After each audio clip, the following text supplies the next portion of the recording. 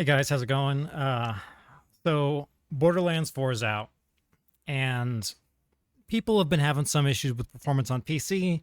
That should, it's unfortunate, but it does happen sometimes. But what is pretty unique about the situation is the head of the company, Randy Pitchford.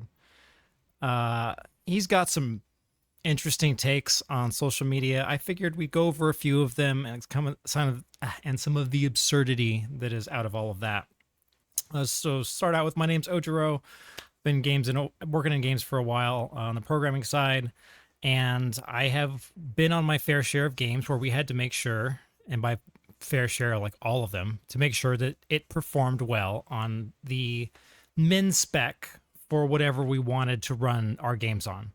So that meant that if we wanted to say, hey, the thing that should run our game optimally is some 5-year old PC, that's what we would point to and say, what are the hardware specs for that, what we want to use to set our budget for memory and things like that. In Since I started, hardware's come a long way, like a long way. And so have a lot of engines for game companies. Like we went from having basically none to choose from to basically everyone choosing Unreal, because Unity's generally fallen pretty far behind, though you do see it in some games like Mecha Break using Unity, which was a surprise. So we got this amazing post here to start out with where he says to code your own engine and show us how it's done, please.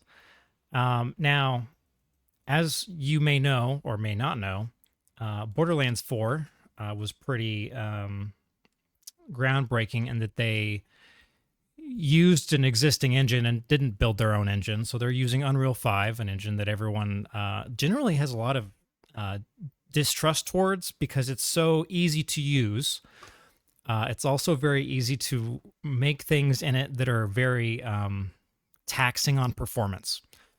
So I recall some breakdown on, I believe it was the Oblivion remake, where some tent just destroyed performance because they did what a lot of junior people may do, and they were just like, "Oh, just throw more triangles at it," or I forget exactly what it was from the video, but there's these things where you, as the publisher of a game or the game developer, you need to fix these things. And when people find performance issues against your minimum spec for your devices, generally that's on you.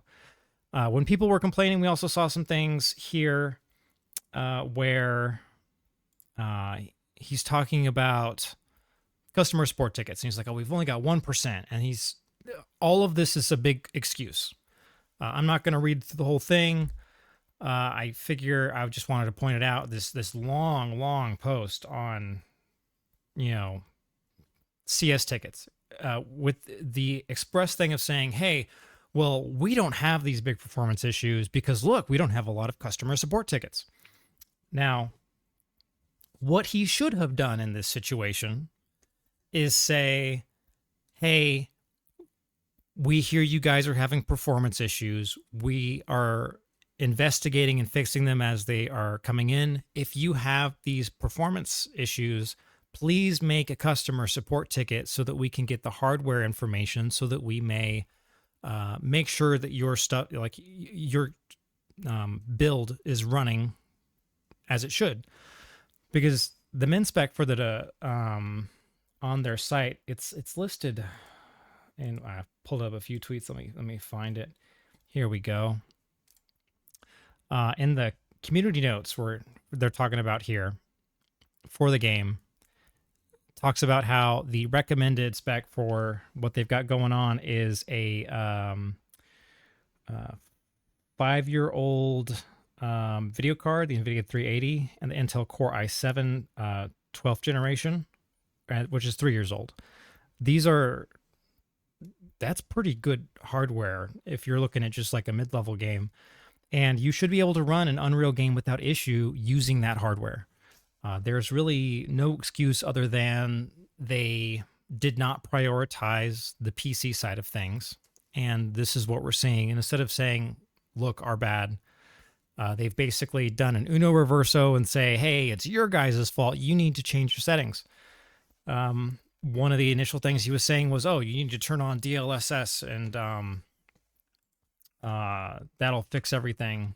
DLSS. So what DLSS stands for is let's generate fake frames. And I know you're hearing that and you're thinking, "Hey there, Ooge, that doesn't seem quite right." And you are right. Um, we should not be generating fake frames. We should be optimizing our games for these AAA companies. It is pretty unbelievable that we have hit a point where pretty much consistently a lot of these executives and stakeholders at these companies are looking at their product coming out and saying, we don't want to spend the time to improve performance. So what we're going to do is tell everyone to turn on this feature where we can just fake it. It's a weird spot to be in. Back when I was one of the worst devices I ever had to maintain for at least the mobile game development side of things was the iPhone 4S.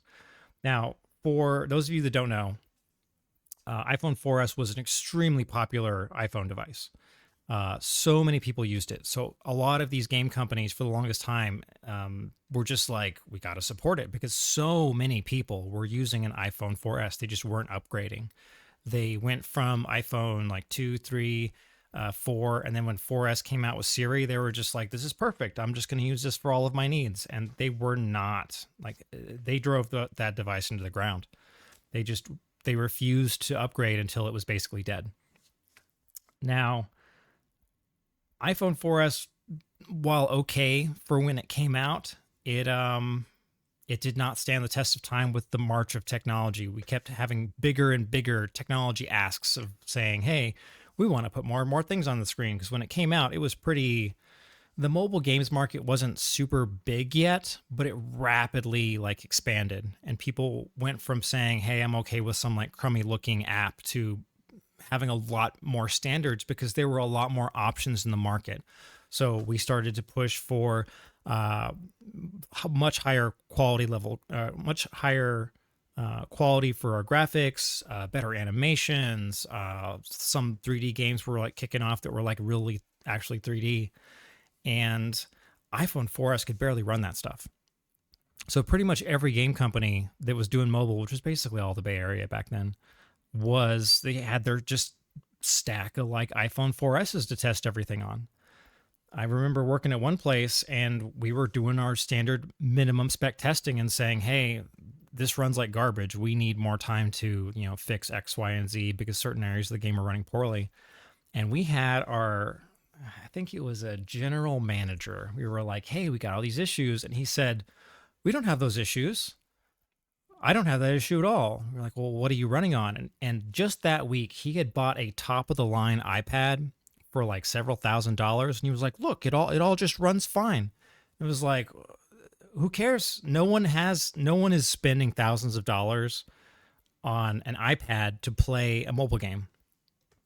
We need to use so we had to not argue, but be like, hey, there's a really big market share that's still using this device. We really need to do this. And our general manager was just like, but I don't want to. But we really need to hit our deadlines and we need to prioritize X, Y, and Z. And we eventually got the performance to a good spot with time. And what it seems like so many game companies, and we saw this with, was it Monster Hunter, was it Wilds, the one that just came out? I'm not a huge Monster Hunter guy, where the performance on PC is just abominable. And the solution is we'll just buy more hardware and new graphics. The graphics cards are so expensive. I've looked around and been should I get an upgrade for X, Y, or Z? And a lot of stuff is fine price wise, but graphics cards are still extremely expensive. If you want one of the more beefy ones. And we've got people that I leave this tweet up of people that are talking about 5090s where they're getting 45 FPS. So it's no, I didn't find that one, alas. But people are reporting this where they have the top of the line stuff and they're still having issues getting even 60 frames a second. And they're just like, oh, well, just tweak this, that, and the other, and you should be able to get it. But if you've got a top of the line anything, in the current PC market, there's no excuse for things being this bad for performance. I pretty much look at all of it and think, oh, this is probably just an issue with the team not testing on low end devices to make sure that things were working right, but they probably just didn't do a performance pass on it in general. I think it was Pirate Software was talking about how he had some long fight of like 20 or 30 minutes and his performance just slowly died over time. So generally that's some kind of issue in the game, because you should always have in any game like a pretty steady, quality going through everything. Remember the good old console days where you would just get a game on disc and it would just work, and now everything's just make fake frames and buy better hardware. But for all of these tweets that went out, first of all, he shouldn't be tweeting most of this stuff. Pretty much this whole thing would have sufficed with, hey, we know it's an issue, we're working on it, maybe asked for customer support tickets. But this thing where some people, they just can't get off social media, and you see it from a lot of different executives that believe themselves to be very important, where they talk a lot online. And some of them are genuinely important. Like Elon Musk, very important guy. He has a lot of money. He has a lot of influence. He has a lot of companies. Talks probably too much on Twitter for somebody that's supposedly running these companies. When we see various other billionaires that'll go on and like talk just randomly on like whatever's on their mind. But in this case, we've got a guy that, like, his whole claim to fame isn't being some big billionaire, it's making games. And the game that has come out that is his is having so many issues. And he just needs to stop tweeting. He needs to just get off the internet and then say, hey, we're dealing with it. We see it's an issue. Because when you come out and you start blaming people, people are going to get upset. They're going to go to Steam. They're going to give it a poor review. Other people are going to look at the review score and say, gross. I don't think I want to buy this right now. And this is the same guy that was like, what was it? Like, real fans are going to pay $80. Like, this guy needs to just not tweet or run his tweets by somebody for someone to say, hey, this is a delusional thing to say. Maybe you shouldn't say this. But, yeah, it's been a really weird, just seeing this guy kind of like flame out on social media. And in general, for like indie studios, they generally only have like one machine or a couple machines for actually testing stuff. So with an indie studio, I can totally understand someone saying like, oh, there's a performance issue on X, Y, or Z, where it's like, hey, sorry, I'll do my best for it. But we have, in this case, a multi-million-dollar studio that has the budget to just buy low-end stuff and run tests on. And you should be running all of your tests on these low-end things. Because if you're running, one issue with Unreal, if you are a big studio and you are basically building all of your developers' PCs, you're getting them generally pretty top-of-the-line PCs because you want them to develop as fast as possible. So basically what happens for some Unreal folks is, and this is the case for any engine, for any setup, you have people that are on top of the line hardware that are running their game locally, and they're like, I don't see any performance issues. But then you run it on your min-spec device and it's just unplayable. And for these big, like, there's a lot of studios that have like their QA department where they have all of the hardware that they need to test against for like, okay, this is the bare minimum for running the game. Make sure to like run tests on here. And I would be shocked if this place doesn't also have that. So maybe they don't. I don't understand how this has been such a huge oversight on their part, because you should never be in a situation for a big studio where you're like, oh yeah, we just didn't test, the lowest bar for our hardware. You set that bar yourself. You have to have that hardware. You should have run it. You shouldn't have just been like, oh, I installed it and I could like, play it for a little bit. Like in this day and age, if I say this is the min spec for a game, worst case, if I turn all the settings down to low and play the game, I should be getting 60 frames, like minimum. I guess you could have some places where they insist on 30, but if you're getting 30 on your min spec on minimum settings, something's really wrong with your game, basically, like, at least for these big places.